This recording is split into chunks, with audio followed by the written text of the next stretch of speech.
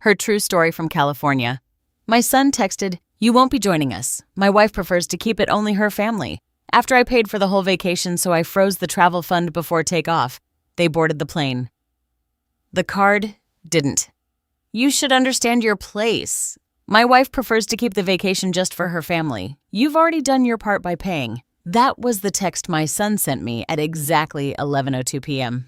2 nights before the family trip I had been planning funding and dreaming about for 3 years. I sat at the kitchen table, my reading glasses perched on the tip of my nose, the soft hum of the refrigerator, the only sound in the house. I had just finished placing the last set of travel-sized sunscreen bottles into the zippered bags I had labeled by hand, one for each grandchild. My hands were still sticky with tape from wrapping little souvenir bags with keychains that said, "Aloha and Grandma loves you." The phone buzzed again. Another message. "Don't take it the wrong way, Mom. It's not personal. It's just simpler this way." I did not reply. I stared at the glowing screen until it went dark. Then I placed it face down on the table. He didn't call. He didn't say thank you. He didn't even bother to lie with kindness. Just a cold, quiet reshuffling of family, where the woman who raised him had become, in his words, not part of her family. I had known things were changing. It wasn't just the way Tanya, my daughter-in-law, corrected me in front of the kids, or the way she rolled her eyes when I told stories from when my husband and I first visited Hawaii on our honeymoon. It wasn't even how she started hosting holidays at her mother's house and forgot to mention it until the day before. No, what told me everything I needed to know was the way she had looked past me. Not through me, but past me, like a waitress at a restaurant that had already dropped off the check.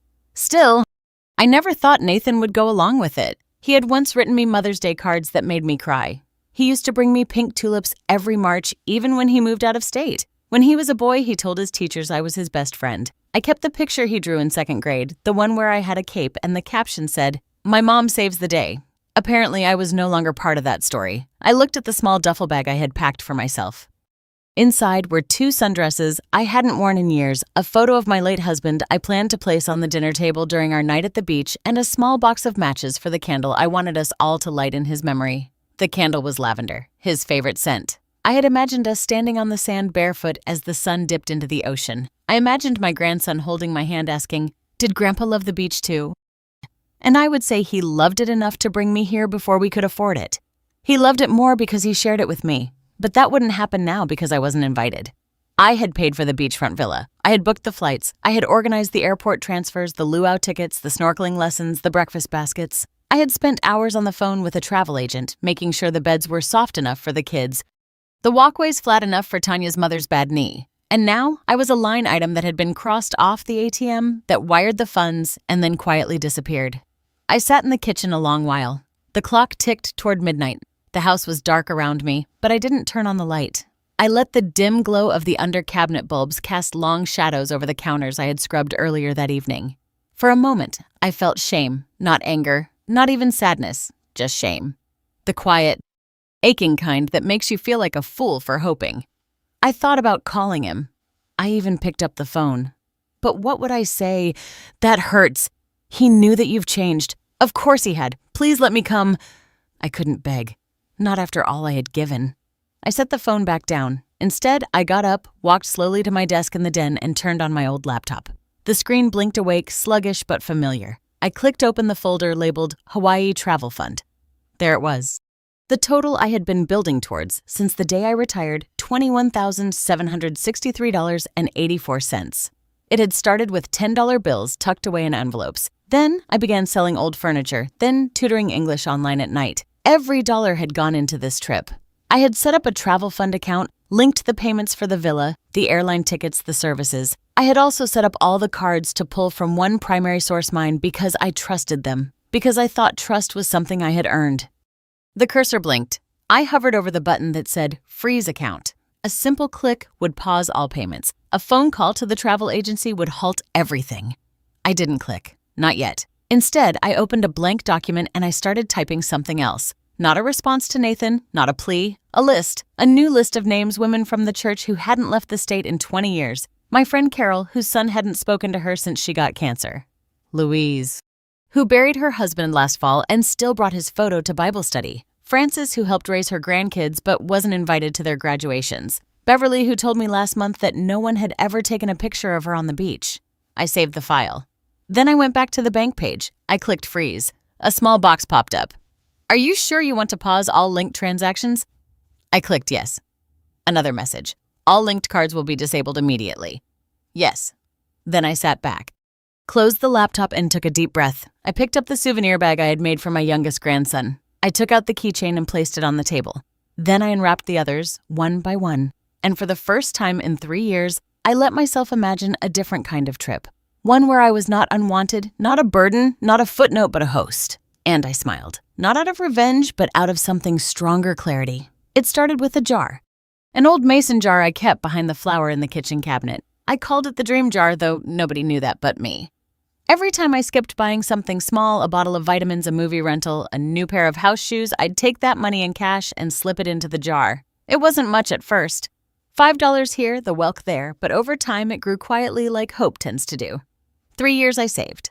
I canceled my cable. I stopped buying my favorite tea.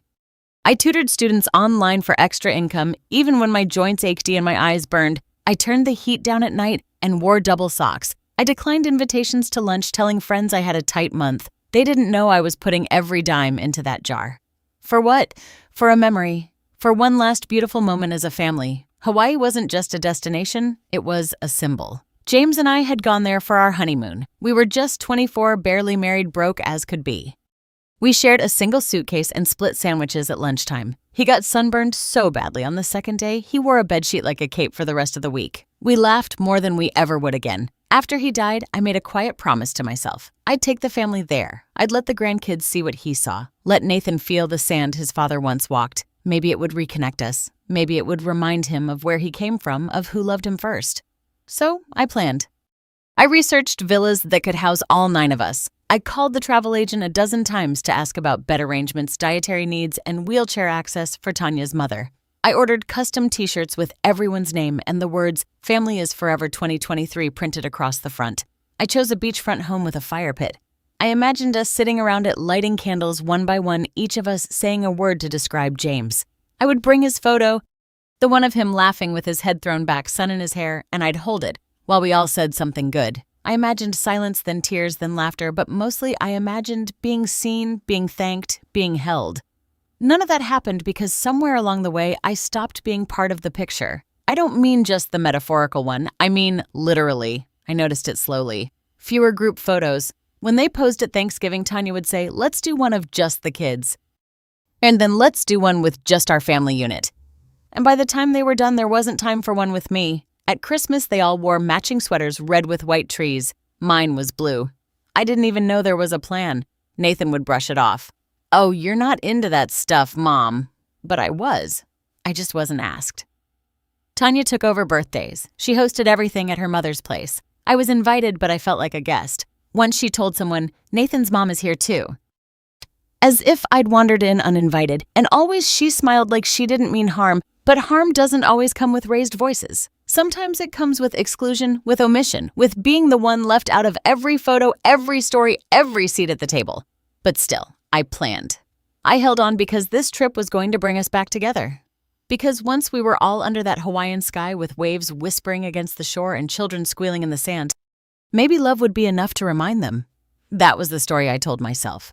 That was the dream I built out of sacrifices small and silent until that single text that turned a 3-year dream into a 3-second dismissal. "You've already done your part by paying." Suddenly, every skipped tea, every tutoring hour spent cold night, every tutoring hour spent squinting at a screen felt foolish. I hadn't been building a bridge. I'd been building a pedestal, one they never planned to visit. I thought of the candles I'd packed, of the moment I imagined us holding hands by the fire. But the truth hit me like a wave breaking sharp against rock. They didn't want my stories. They didn't want my memories. They just wanted my money. And now that they had it, they wanted me to disappear. That night I went to the closet and unpacked my bag. I set the lavender candle on the table beside James's photo. Then I sat in the quiet and asked myself something no mother should ever have to ask. When did I become a burden in the family I built? The morning after the text, I woke up earlier than usual. Not because I had anywhere to be, but because I couldn't sleep. I kept hearing his words in my head. Not even his voice, just the words. Cold typed, delivered through a screen. "You've already done your part by paying." I moved through the house like a ghost, folding the same blanket twice, straightening picture frames that were already straight, wiping the kitchen counter. Though it was spotless, The silence clung to me. It hummed in the walls. Later that afternoon, I opened my email to check a grocery receipt, and that was when I saw it. Subject: Final Attorney. Hawa Family Passage sent from the travel agency. I clicked it without thinking. A full breakdown of flight schedules, villa check-in times, excursions, dinner reservations, rental car pickups, everything I had worked so hard to organize. I scrolled slowly, eyes scanning for confirmation of what I already suspected but hadn't wanted to face. There were 8 names: Nathan, Tanya, their 2 kids, Tanya's parents, Tanya's sister, Tanya's sister's boyfriend, not mine, not mom, not Marilyn, not anywhere. 8 plane tickets, 8 lay greeting passes, 8 guests registered at the villa. I was not one of them. I stared at the screen, my hand hovering over the mouse. Then I zoomed in. Maybe there had been a mistake. Maybe I was under guest 9. Maybe they'd added me separately.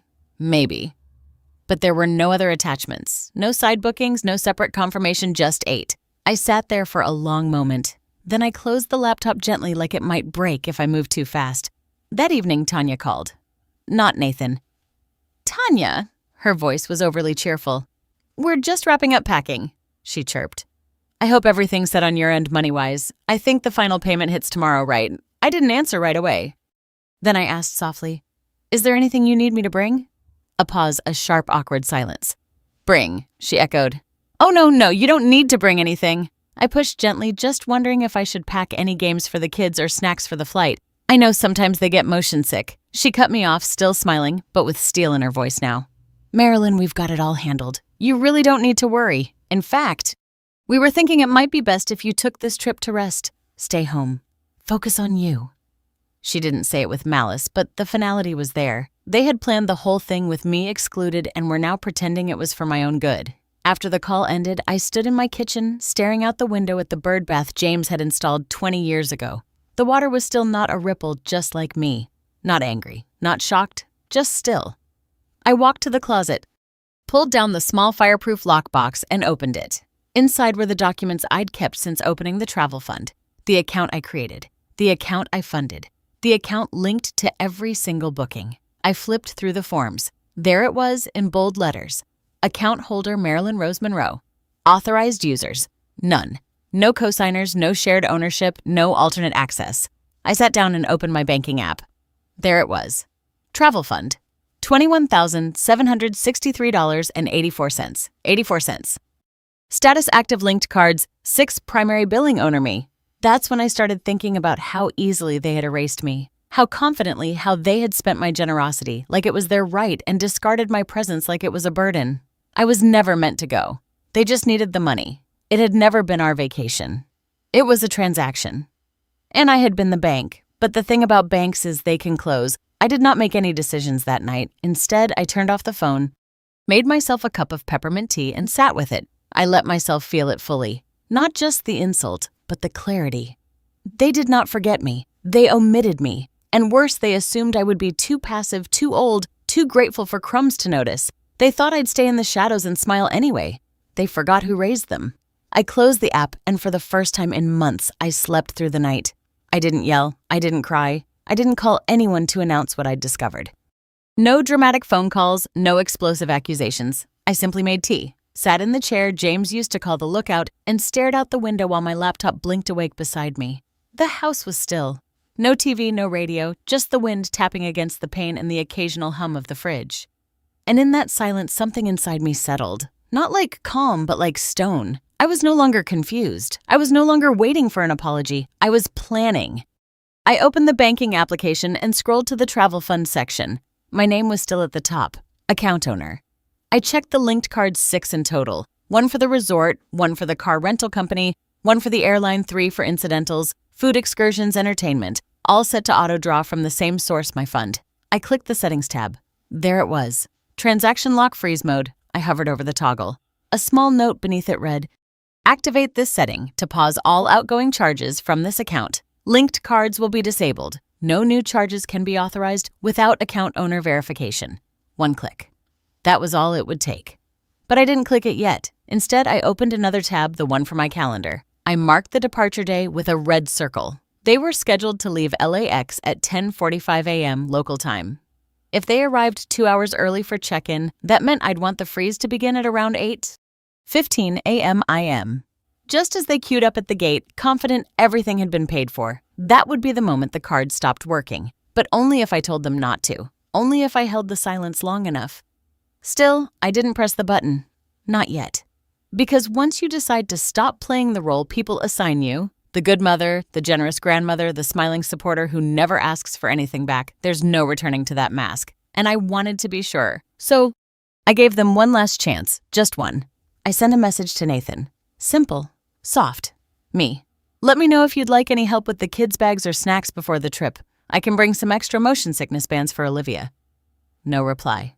An hour passed. 2. I could see that the message had been read. Still nothing. No thank you. No acknowledgement. No we appreciate you. Just nothing. That's when I knew there was no misunderstanding. This wasn't about miscommunication or forgetfulness or Tanya's preferences. This was about entitlement, about the quiet cruelty of people who think love is a one-way transaction. I was the vault and they were cashing out. But not anymore. I returned to the banking app. My finger hovered again. Then, without hesitation, I clicked. The icon turned blue. The message updated. Freeze mode activated. All transactions are now paused. Manual authorization required to resume. Done. I stared at the screen for a moment, letting it sink in. There would be no confirmation email sent to them, no alert, no warning. They would find out the way I found out I wasn't invited in the most silent, undeniable way possible. I leaned back in my chair, took a sip of tea, and exhaled. It was not revenge. It was reality. A reality they chose, but that did not mean I had to fund it. Over the next 48 hours, I said nothing. When Tanya posted a photo of matching beach hats on social media, I didn't comment. When Nathan texted the family group chat a final ready for takeoff message, I didn't respond. And when my youngest granddaughter sent me a voice note saying, "Grandma, we're going to see sea turtles," I saved it, pressed it to my heart, and said aloud, "I'm sorry, baby, but someone had to teach your parents the value of presence." Then I returned to my laptop and opened a new spreadsheet. This time, it wasn't for them. It was for me. I made a list titled, "Those Who Deserve to Be Seen." At the top, I wrote Carol, Beverly, Louise, Frances, Nora, Denise. Each one a woman like me. Overlooked, underestimated, overused. And beneath each name, I began mapping what a vacation could look like. Not for reward, but for restoration. Not out of pity, but out of power. Because if I was going to be the one holding the checkbook, I would decide who was worth the trip. That night, I slept with the window open. The wind whispered like a secret finally spoken. They had their bags packed. They had their boarding passes printed. They thought the only thing left was the flight. But the flight runs on more than fuel. It runs on trust. And they had none left with me. They left for the airport with matching luggage, straw hats, and that soft, smug air people wear when they think everything has gone exactly according to their plan. Tanya posted a photo on Instagram from the backseat of the Uber. The kids grinning, Nathan making a peace sign. Her own caption reading, "Off to Paradise family only." The last part cut like glass. I saw it while sitting at my kitchen table, sipping coffee from a chipped mug I had owned since before Nathan was born. The same mug he once made me breakfast in bed with when he was 9 years old. I did not like what I felt, but I did not look away. I watched their story unfold frame by frame. At the airport, at check-in, at the gate, luggage, stacked. Kids jumping.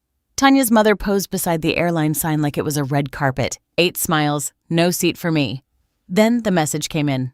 Nathan, hey, getting weird error at check-in. Can you check the travel account real quick? I didn't reply. 5 minutes passed, then another. Nathan, they're saying the card was declined multiple times. You see anything on your end? Still, I said nothing. Then the calls started. At first, 1 every 10 minutes, then every 5, then back to back. Voicemails followed. Mom, it's me. Just give me a quick call, please. Okay, I'm not sure what's going on, but we can't get the rental confirmed. It's saying funds unavailable. Can you look, Mom, please? The kids are freaking out. Just tell me if something happened to the account. I kept the phone face down. The clock read 8:27 a.m. The flight was scheduled to depart at 10:45 p.m. I pictured them standing at the counter, scanning and rescanning those plastic cards. Tanya growing more frantic with each beep of denial. Her parents asking questions in low, sharp tones. Nathan sweating, trying to pretend he was still in control. Then came a voicemail with a different tone. A low, urgent whisper. Mom, I don't know what you did, but if this is because of the text, can we please talk? No apology, no admission, just an offer to talk now that their plans had fallen apart. And still I said nothing. The resort called next, not to my phone, but via email. Subject booking cancellation request confirmed. Dear Miss Monroe, we have processed the requested cancellation of your villa booking. Due to the account freeze associated charges have been reversed. As per your authority as the sole account holder, no further action is required. We hope to welcome you in the future. I read it once, then twice, and finally I allowed myself a small bitter breath of release. They would not be welcomed. Not there, not now. Maybe not ever. At 10:40 a.m. Nathan texted again. We're boarding. Call me, please. But I didn't. They took off without a place to land because money is only a guarantee when backed by trust, and they had broken theirs.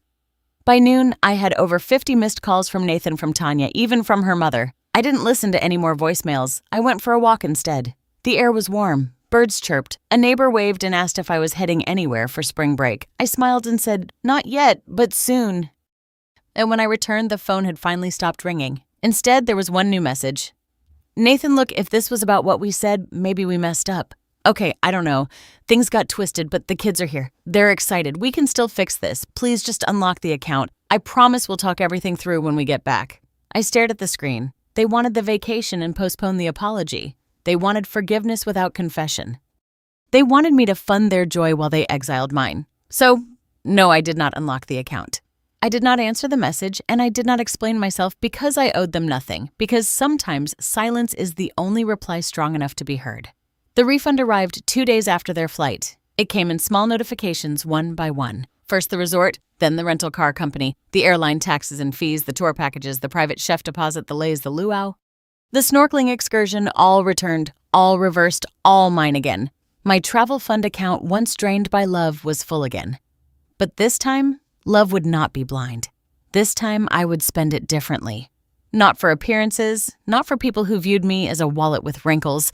This time I would spend it on those who knew what memory was worth because they too had lived lives of giving without being seen. I opened my notebook. The same one I had used to write down James's favorite songs, his old fishing recipes, and the names of every grandchild. I flipped to a clean page and wrote 3 words at the top, the forgotten women. Underneath, I began listing names. Carol from church, a widow whose children hadn't visited in 5 Christmases. Frances, who still wore her wedding ring even though her husband had left her 30 years ago. Beverly, who cared for a brother with dementia and slept on a cot beside his hospital bed. Nora, who once told me, the worst part of old age isn't the pain, it's the invisibility. Lucille, my old neighbor, a retired librarian who'd never seen the ocean. And Di, who had once given me a ride to the clinic when I twisted my ankle and never let me repay her. I made 6 phone calls. Each conversation was the same. Hesitant hellos followed by stunned silence, then disbelief. You want to take me where Hawaii, dear, for 1 week? No catch. But why me? Because someone should. Because you matter. I made the bookings under my own name this time. 1 villa, 6 women, 7 days. No tags, no hashtags, no family-only captions. I called the travel agent and gave her different names. I asked for separate beds and 1 large table with enough space for all of us to sit together every night. Then I went to the box beneath my bed. Inside was the photo of James I had planned to place at the head of our family table. His smile still strong, still mischievous, still mine. I had the photo enlarged and framed not in gold, but in soft walnut, the kind of wood that grows darker and more beautiful with time. I packed it in bubble wrap and placed it carefully in my suitcase. When we arrived at the villa, a place perched above the ocean where palm trees swayed like slow dancers and the salt air kissed your skin before you knew it, I walked through the front door and set that photo on the dining table. No one questioned it. No one asked me to move it aside. That night, we sat together under hanging lights, the sound of waves whispering through the open doors. Carol wore a bright scarf and kept refilling everyone's wine. Beverly toasted to finally being somewhere I didn't have to clean after. Frances cried when she saw the view from her window. We didn't talk about who forgot us. We talked about who we remembered. We didn't compare scars. We showed each other the strength beneath them. And James, my James, watched it all from the center of the table, his smile never fading. Each night, we lit 1 candle beside his photo. Each woman said one thing they wished someone had told them when they were 30. I see you. You're allowed to rest. You don't have to earn love. Your story matters. You are not a burden. You are never invisible. On the last night, we walked the shore in silence. The stars were so close it felt like you could reach up and tuck one into your pocket. The water curled around our ankles. The moon made silver of every wrinkle and curve and scar. I looked around at the women beside me, women who had given without asking, loved without limit, endured without applause. And I realized something. I hadn't just taken them on vacation. I had brought them home to each other, to themselves, to the reminder that memory, when shared with the right people, becomes more than a flash in time. It becomes legacy. The email arrived 3 days after they returned. I had just come back from a morning walk, the ocean still whispering in my ears. My suitcase was halfway unpacked with a half-eaten pineapple wrapped in the fridge and the scent of plumeria still clinging to my clothes. I sat down at my desk, opened my inbox, and there it was. Subject: just want to clear the air from Nathan. I stared at it for a long moment before clicking. Hi, Mom. We're back now. It was, well, not quite what we imagined. A lot went wrong, obviously. And I guess some of that was our fault. I'm not saying everything was handled perfectly. Maybe things could have been communicated better. Tanya says, hi, by the way. She was really stressed and didn't mean to exclude you like that. I think maybe she just wanted the trip to feel a certain way. You know how she gets about structure. Anyway, I've been thinking, maybe we weren't fair? Maybe we messed up, but we're home now and trying to sort through a lot. Honestly, the kids are confused and we're trying to shield them from too much drama. That said, we're in a bit of a bind financially. We had to rebook a bunch of stuff on credit, and it's kind of snowballing now. So I just wanted to ask, if you're able, could you maybe consider returning the original deposit we gave for the trip, or even part of it? I know you probably feel hurt, but we're still family. Just let me know. Nathan. I read it once, then again, then a third time. Each time my eyes found their way back to one sentence. If you're able, could you maybe consider returning the original deposit? I leaned back in my chair, letting the silence sit thick in the room. They wanted the money back. Not just an apology, not healing, not reconciliation. They wanted a refund. I thought about the word deposit as if they had invested something, as if they had contributed to a collective vision.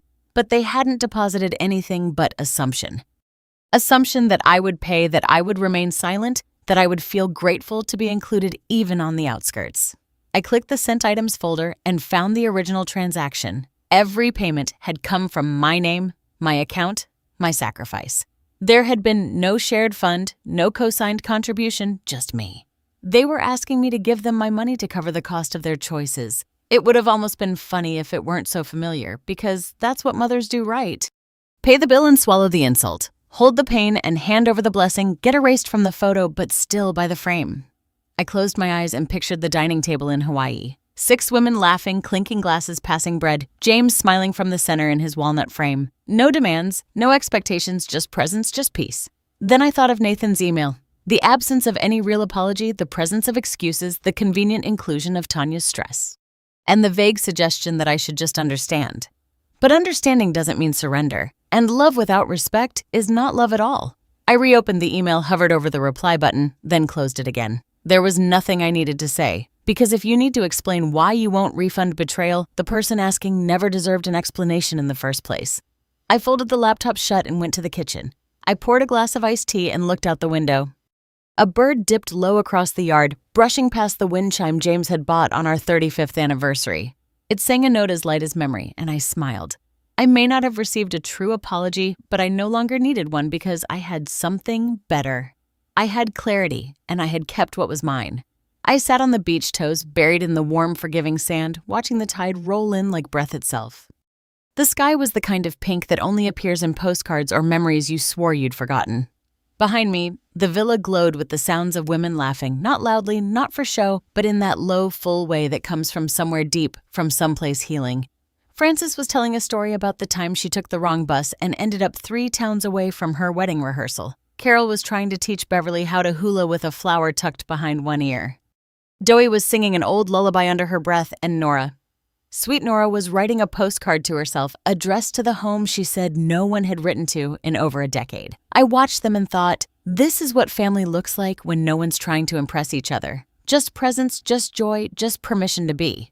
It had taken me a long time to understand that love doesn't come with volume. It comes with consistency, with showing up, with listening, with choosing someone even when they're no longer convenient. That night after dinner, we gathered outside on the patio. I pulled out the candle. Lavender the last one. I had brought 7. 6 were already lit. Each one by a different woman, each one carrying a memory, a name, a goodbye they'd never been allowed to say aloud. Now it was my turn. I set James's photo at the center of the table. The women fell quiet. I held the matchstick in my hand. This, I said softly, was supposed to be for all of them, for my family. But I think maybe it was always meant for this. I struck the match. The flame flared, then steadied. I lit the candle and watched the wax begin to melt. Slow and certain like time itself. One of the women, Beverly, reached over and touched my hand. I didn't think I'd feel this again, she whispered. Peace, gratitude, like I mattered. She looked at me. tears welling in her eyes. And I didn't think it would come from someone like you. Someone like me, I asked, smiling. Someone who knows she said what it's like to give everything and still be left outside the door. I didn't respond. I just held her hand a little tighter. After the candle burned for a while, I stood up and walked down to the edge of the beach. The women followed behind me slowly barefoot, each carrying a seashell or a ribbon or a single written name tucked in their pocket. We formed a circle in the sand. No ceremony, no script, just silence. And then I said it not to them, not even to James, but to the part of me that had needed to hear it most. I'm not sad anymore. Because I wasn't. I wasn't angry either. I wasn't waiting for Nathan to call. I wasn't hoping Tanya would realize what she'd done. I wasn't holding out for some tearary reunion where everyone finally understood how much I had carried. I had stopped carrying it. And for the first time in decades, I felt light. I thought about that email, that pathetic, calculated attempt to turn apology into negotiation. I thought about the years I spent trying to be enough for people who only saw me when they needed something. And I smiled. Not the kind of smile you wear at family gatherings where you're handed a paper plate and told to sit at the kids' table because there's no more room. No, this was the kind of smile that comes when you realize you were never the problem. You were just giving your best to people who'd already decided it wasn't enough. That's when the words came. Quiet as the wind, kindness breeds entitlement. So I erased that kindness, and now I owe nothing to anyone. Not because I was bitter, because I was finally free. Free from expectations that had only ever drained me. Free from the weight of false belonging. Free from the performance of motherhood that required constant sacrifice without ever being asked. And what about you? I stood at the shoreline and let the waves come to me. They wrapped around on my ankles and pulled at the sand like they were saying, let it go. So I did. I let go of the dream of a family that would hold space for me. I let go of the house I helped build but was never welcomed in. I let go of the quiet, endless reaching for approval I'd already earned 1,000 times over. And what remained was this. A handful of women, a villa glowing behind us, a husband's smile frozen in a photo, and a heart no longer begging to be seen. I turned back and looked at them, my chosen family, and thought, I was never left behind. I simply found the ones who were walking my way.